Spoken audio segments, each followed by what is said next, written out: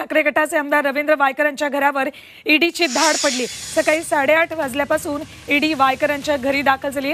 ईडीचे 10 ते 12 अधिकारी वायकरांच्या घरी दाखल झालेत। वायकरांशी संबंधित 6 ठिकाणी ईडीनं शोध मोहीम सुरू केली आहे। जोगेश्वरीतल्या भूखंड घोटाळ्याप्रकरणी ईडीचं हे धाडसत्र आहे।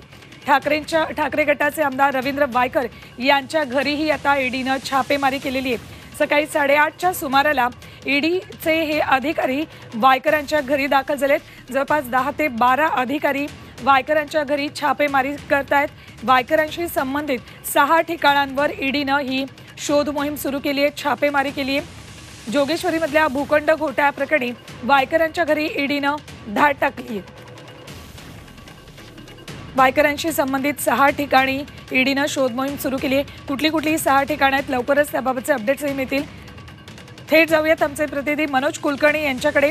मनोज, काय अपडेट्स आहेत? वायकर अमृत नोनी आर्थो प्लस, ये एक प्रूवन फॉर्मूला है। इसमें मौजूद नोनी फल के गुण और आयुर्वेदिक जड़ी बूटियां शरीर को जरूरी पोषक तत्व देने के साथ साथ हड्डियों और जोड़ों के घिसने, उनमें होने वाले सूजन और दर्द को रोकने में मदद करता है। दर्द मुक्त जीवन के लिए अमृत नोनी आर्थो प्लस। त्यांच्या घरी ईडीनं धाड टाकल्याचं कळतंय।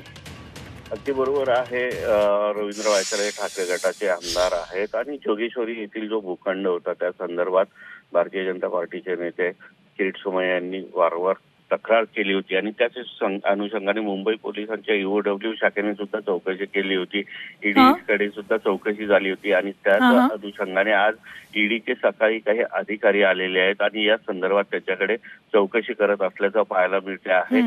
जोगेश्वरी येथे जो भूखंड आहे तो भूखंड होता तो महापालिकेचा होता आणि कोट्यवधी रुपये किमतीचा हा भूखंड अगदी कमी किमतीमध्ये दिल्याचा आरोप केला होता आणि त्याच अनुषंगाने आता ईडी याबाबत चौकशी करत असल्याचं पाहायला मिळते। सकाळी ईडीचे 6 ते 7 अधिकारी आणि सुरक्षा रक्षक यांच्यासह या ठिकाणी आलेले आहेत आणि आता त्या संदर्भात चौकशी करत आहेत।